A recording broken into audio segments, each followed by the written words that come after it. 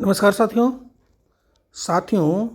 आज हम बात करेंगे एक ऐसी खतरनाक समस्या जो किसानों के सामने बनी रहती है। किसानों के सामने यूँ तो समस्याएं, हमारे बागबानों की समस्याएं आती रहती हैं, कभी कीट की, कभी रोग की। लेकिन आज हम बात करेंगे इस खरपतवार की जो आप देख रहे हैं, जो जो जिसका जो बीज दिख रहे हैं, ये कौवे के पंजे की तरह है। और ये देखिए, घास एकदम नीचे फैल के और चटाई सी बिछा देती है। ये घास बहुत ही ज़्यादा आजकल हो रही है। और ये बात ये आती है किस फसल में होती है, मैं ये कहता हूँ कौन सी फसल में नहीं होती, ये सारी फसलों में होती है। और ये बसंत से लेके बरसात तक, इवन आपकी सर्दियों तक। सर्दियों में थोड़ी राहत मान लीजिए, नहीं तो ये धान हो, गेहूँ हो, गन्ना हो, सभी फसलों में आजकल जो एक घास है जिसको सामान्य रूप से कह देते हैं मकड़ा घास या मकरा घास, या इसे बहुत सारे नामों से पुकारा जाता है। वैसे तो इसको क्रोफुट ग्रास कहते हैं। और ये फैमिली इसकी है ओएसी। ओएसी या ग्रेमनी फैमिली का पौधा है।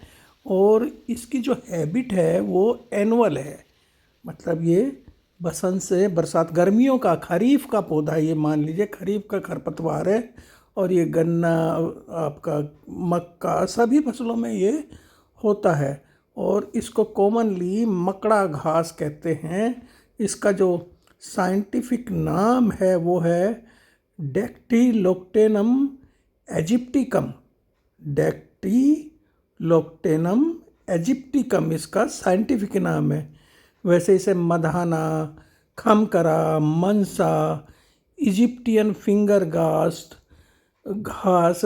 कोस्ट बटन घास, ऐसे बहुत सारे नामों से इसको पुकारा जाता है। और फसल उगाने से पहले ये उगना शुरू हो जाती है।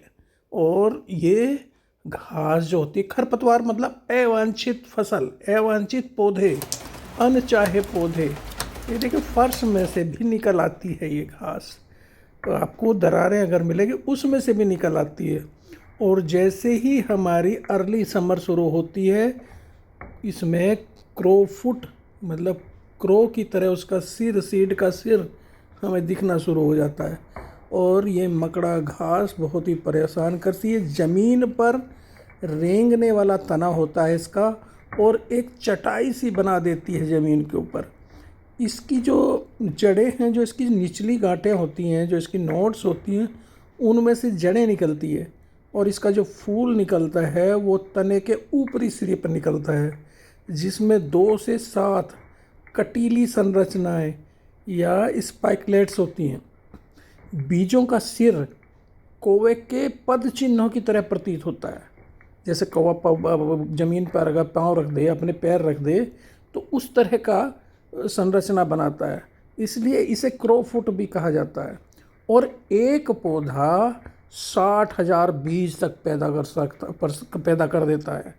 इतनी शीघ्रता से बढ़ता है कि अगर ध्यान ना दिया जाए तो पूरे खेत में, खेत कम फसल कम, आपको घास का मैदान ज़्यादा लगेगा।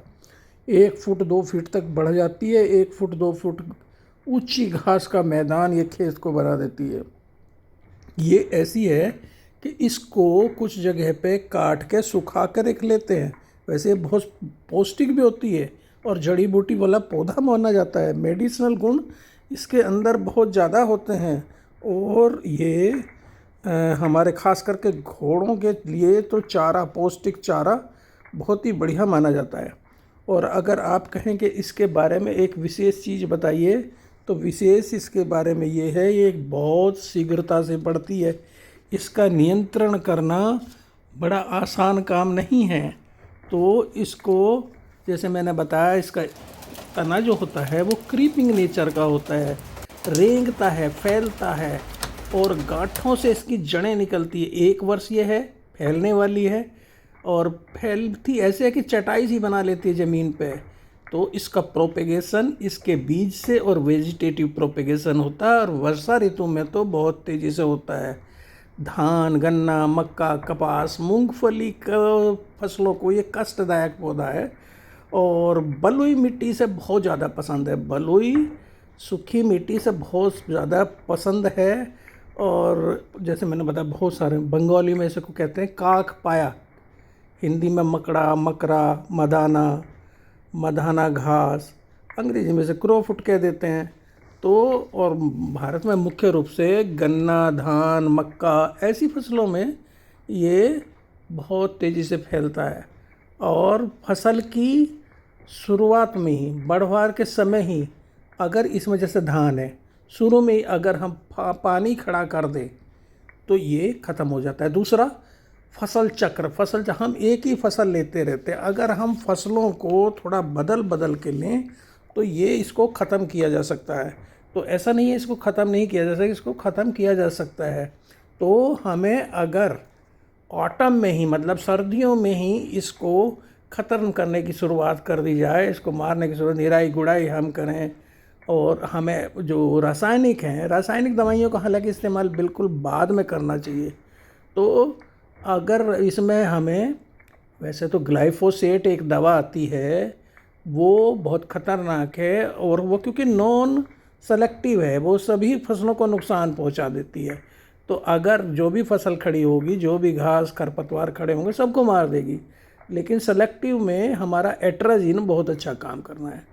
तो रासायनिक में उगने से पूर्व, फसल के उगने से पूर्व 1.5 किलोग्राम अगर ब्यूटाक्लोर हम धान की फसल में इस्तेमाल करें तो ये बड़ा ही अच्छा, प्रति हेक्टर के हिसाब से 1.5 किलोग्राम ब्यूटाक्लोर और पानी उसमें भरा हो वो उसको कर दें तो ये बहुत अच्छा होता है। ये घास के मैदानों में होती है, वहाँ पे इसको एनिलोफॉस भी यूज़ कर सकते हैं धान में।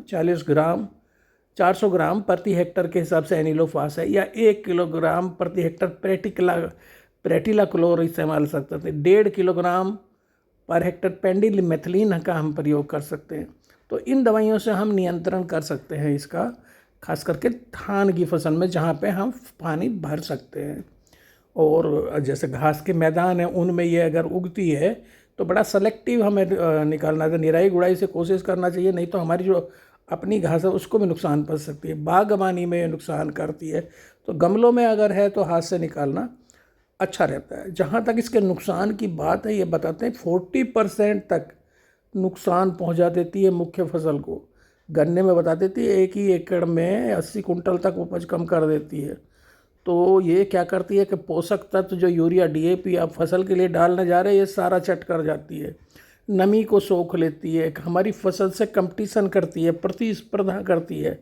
तो इसमें हमें क्या करना चाहिए, पहले तो 15 दिन बाद ही निराई करनी चाहिए, फिर 15 दिन, ऐसे 15-15 दिन पर अगर निराई गुड़ाई करते रहते हैं तो कल्ले भी ज़्यादा निकलते हैं फसल में। और जैसे कि हमने बताया कि रोपाई वाला धान है तो उसमें ब्यूटाक्लोर, प्रेटिलाक्लोर या एनिलोफॉस को रेत में मिला के और खेत में जब पानी भरा हो तो उसमें छिड़क दीजिए। 2 दिन खेत में पानी खड़ा रखिए। और ये इसके बाद अगर मिले जुले खरपतवार बहुत सारे हैं तो 100 ml नॉमिनी गोल्ड जो है ना, वो प्रति 200 लीटर पानी में मिलाकर पौध रोपण के हम 20-25 दिन बाद हमें छिड़क देना चाहिए। तो इसके लिए हमें हमारा नियंत्रण हो जाएगा। तो बहुत सारी ऐसी दवाइयाँ, ऐसे वीडीसाइड, खरपतवार नाशक हैं जिनको हम इसके कंट्रोल के लिए इस्तेमाल कर सकते हैं, लेकिन वो सेलेक्टिव होना चाहिए या हमें सावधानीपूर्वक उसको पढ़ना चाहिए। और ये भी ध्यान रखना है कि जैसे मान लिया हम नॉमिनी गोल्ड का इस्तेमाल करते हैं धान में, तो उसमें कम से कम 4 घंटे धूप निकलनी चाहिए।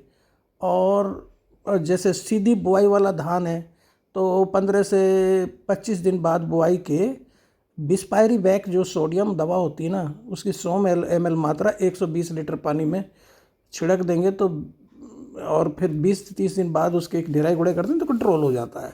तो ये बहुत, जैसे कि मैंने बताया, खरपतवार जो हमारा मकरा है, इसकी हमें फसल चक्र को अपनाना चाहिए।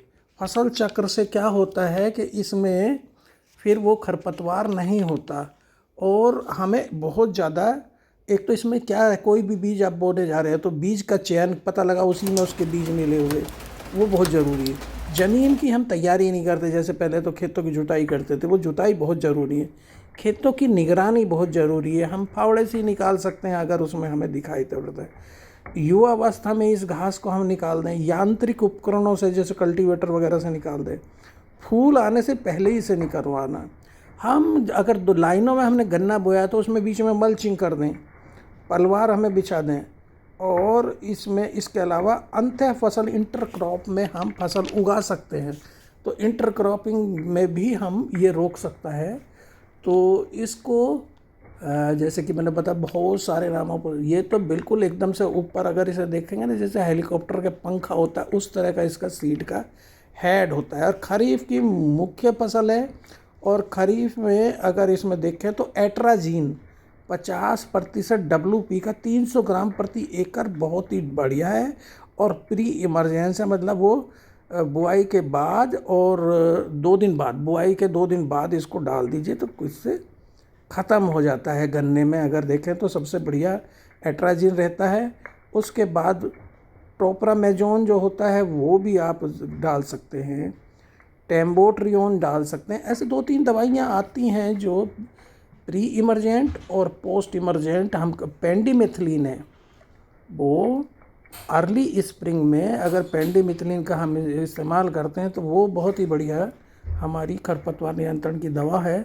तो इनका इस्तेमाल, इनके जो नियम, इनकी जो शर्तें लिखी होती हैं वो अगर इस हम देख के पढ़ के करें तो नुकसान नहीं होगा और इनका कंट्रोल हो जाएगा। इसके अलावा जैसे मैंने बताया फसल चक्र, आपने गन्ना बोया हुआ था, गन्ने के बाद गेहूँ ले लीजिए, गेहूँ के बाद ढेंचा ले लीजिए, ढेंचे के बाद धान लीजिए, और धान के बाद फिर से गन्ना। तो गन्ना, गेहूँ, ढेंचा, धान, गन्ना, ये फसल चक्र अगर हम अपनाते हैं तो हमारा इसका नियंत्रण हो सकता है। और अंतः फसली मतलब इंटरक्रॉपिंग में हम उड़द, मूंग, लोबिया, भिंडी अगर ऐसी फसलें बो देते हैं गन्ने की पंक्तियों के बीच में, या मल्चिंग कर देते हैं, सूखी पत्तियां उसके बीच में बिछा देते हैं, या इसका यांत्रिक नियंत्रण कर देते हैं, जैसे कि हम कल्टीवेटर हैरो से उसमें चला के, रोटावेटर चला के, तो ये जो हमारा नुकसान है ना, इसको कम कर सकते हैं हम। ये घास बसंतकालीन गन्ना जो कि फरवरी मार्च में बोया जाता है उसमें सबसे ज़्यादा होता है।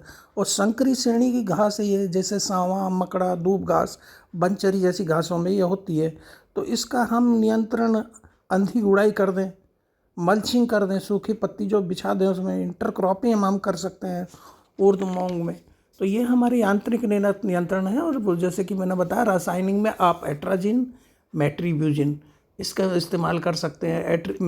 एट्राजीन जो ये हमें बुआई के बाद तुरंत बाद इस्तेमाल करना होता है, 1.5 से 2 किलो प्रति हेक्टर। मेट्रीब्यूजिन है 1 से 1.5 किलो प्रति हेक्टर बुआई के बाद और अंकुरण के पहले इनको कर देना। ऐसी बहुत सारी बीटीसाइड हैं, उनका हम इस्तेमाल करके इसकी रोकथाम कर सकते हैं।